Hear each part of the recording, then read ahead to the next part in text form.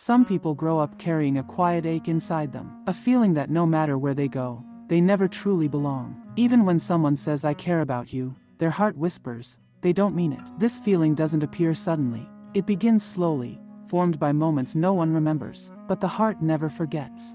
The feeling of being unwanted often starts in childhood, not with big events but with small emotional wounds. A parent too busy to listen. A caregiver who rarely made eye contact. A home where you were physically present but emotionally invisible. These early moments teach a child a silent belief. My presence is not important. My feelings don't matter. As this child grows, they learn to read every expression, every pause, every shift in someone's tone as a sign of rejection. A delayed text feels like abandonment. A quiet friend feels like disinterest. A mistake feels like proof that they are unworthy. Their mind becomes a scanner, constantly searching for signs that confirm the belief formed long ago. And even when love finally appears, they struggle to accept it. Compliments feel like lies. Affection feels temporary. Care feels conditional. They keep waiting for people to change their mind, to leave, to finally realize they're not worth staying for. This creates a self-protective distance, close enough to care, but far enough to avoid heartbreak. People who feel unwanted often hide behind strength. They smile, they laugh, they act like everything is okay. But inside, they fight a quiet battle. The fear of being a burden. They apologize too much. They offer help but never ask for it. They give so much love, yet accept so little. They think love must be earned, never simply received. Their biggest fear is not loneliness. Their biggest fear is being replaced. They overthink every message, every silence, every change in someone's mood. They rehearse conversations in their head. They imagine worst-case scenarios. Because to a heart shaped by rejection, peace feels unfamiliar, but pain feels predictable. But here is the truth nobody tells them. The feeling of being unwanted is not proof of their worth. It is proof of their wounds. It is the echo of an unloved child still living inside an adult body. This feeling is not destiny. It's a story that can be rewritten, slowly, gently, with compassion and healing. Healing begins when they allow themselves to receive what they always gave others: patience, kindness, softness. When they learn that a delay is not rejection, a mistake is not failure, and love is not a reward. It is a language, a presence, a truth that grows when they finally stop running from it. Healing doesn't happen suddenly.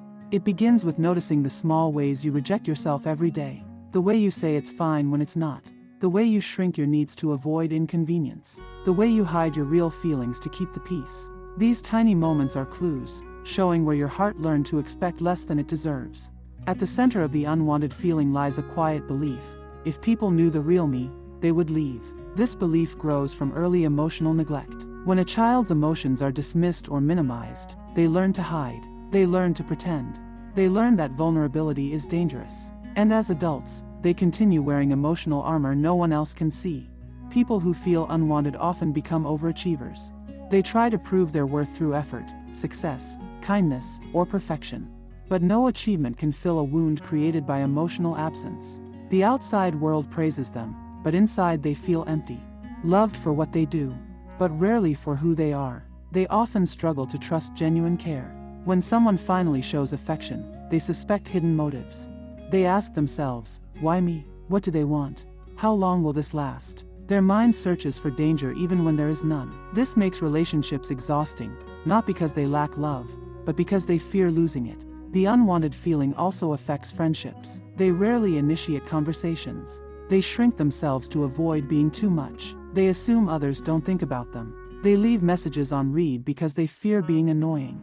Yet deep down, they crave connection more than they admit. It is a silent loneliness masked as independence. When love is offered freely, people with this wound often sabotage it unintentionally. They withdraw, overthink, or push people away to test if they'll return. It's not because they don't want love. It's because they fear the pain of losing it. Distance feels safer than disappointment. Isolation feels safer than heartbreak. Many of them become caregivers. They listen, they support, they carry other people's pain like it's their own. Why? Because they know what it feels like to suffer alone. They're drawn to brokenness as if healing others might heal them. But giving endlessly without receiving creates exhaustion that no one else sees. Inside their mind, a war happens every day. One voice says, "You are enough." The other whispers, "You're replaceable." The second voice is louder because it has been practiced for years. It's the echo of childhood patterns, shaped by people who were unable, unwilling, or unequipped to give the emotional presence they needed. Here's the hidden truth. Feeling unwanted doesn't mean you are unwanted.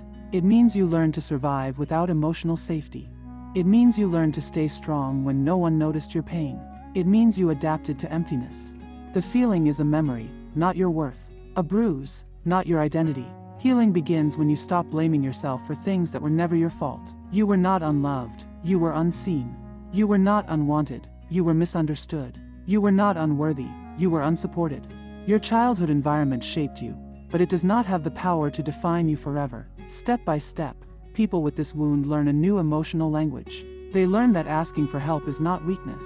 They learn that expressing needs is normal. They learn that love is not a transaction. And most importantly, they learn that closeness does not have to equal danger. Safety can be relearned. One of the hardest lessons is realizing that you don't have to earn love. You don't have to deserve it through perfection, silence, or strength. You don't need to shrink yourself to keep others comfortable. You are allowed to take up space. You are allowed to need. You are allowed to simply exist and still be worthy. As healing grows, they begin noticing red flags they once ignored. They stop chasing emotionally cold people. They stop begging for attention. They stop fighting for spaces that don't choose them. Their heart becomes wiser. Their boundaries become clearer. Their self-worth becomes louder than their fear. Eventually, they meet people who don't make them feel like a burden. People who listen without rushing. Who stay without conditions, who show affection without confusion. These connections feel unfamiliar at first, almost unreal. But slowly, trust grows. For the first time, being valued feels possible. The more they heal, the more they understand. Love that is real doesn't need to be chased. It stays. It chooses. It reassures. And when they meet this kind of love, the old wounds don't disappear, but they soften. The heart begins to believe what it never believed before. Maybe I am wanted after all. Healing also means forgiving your younger self for the ways they learned to survive. The silence, the overthinking, the distance, the self-blame, all of it was protection. You were doing your best with what you had. You weren't weak. You were adapting. You were trying to keep yourself safe in a world that felt uncertain. At some point, you realized that your worth has nothing to do with who stayed or who left. People's inability to love you properly was never a reflection of your value. Some people were emotionally limited. Some were broken. Some were distracted. But none of that means you were unlovable. It means they were unavailable. A powerful shift happens when you stop chasing love and start choosing yourself. You begin to ask, does this person make me feel safe, seen, heard? Instead of, how can I make them stay? You move from survival to self-respect, from desperation to clarity, from fear to confidence. Slowly, the old belief, I'm unwanted, begins to fade. Not because life becomes perfect, but because you realize the truth. You were always lovable, always worthy, always enough. It was just hidden beneath years of emotional neglect. Healing lifts that weight. It lets you breathe again. And then comes peace. Not the loud, dramatic kind, but a gentle peace. The kind where your heart stops racing in relationships. Where silence doesn't feel like rejection. Where you don't fear being replaced. This peace is proof that your wounds are no longer controlling your life. You are finally becoming your own safe home. And so the story shifts. The person who once felt unwanted becomes someone who knows their value.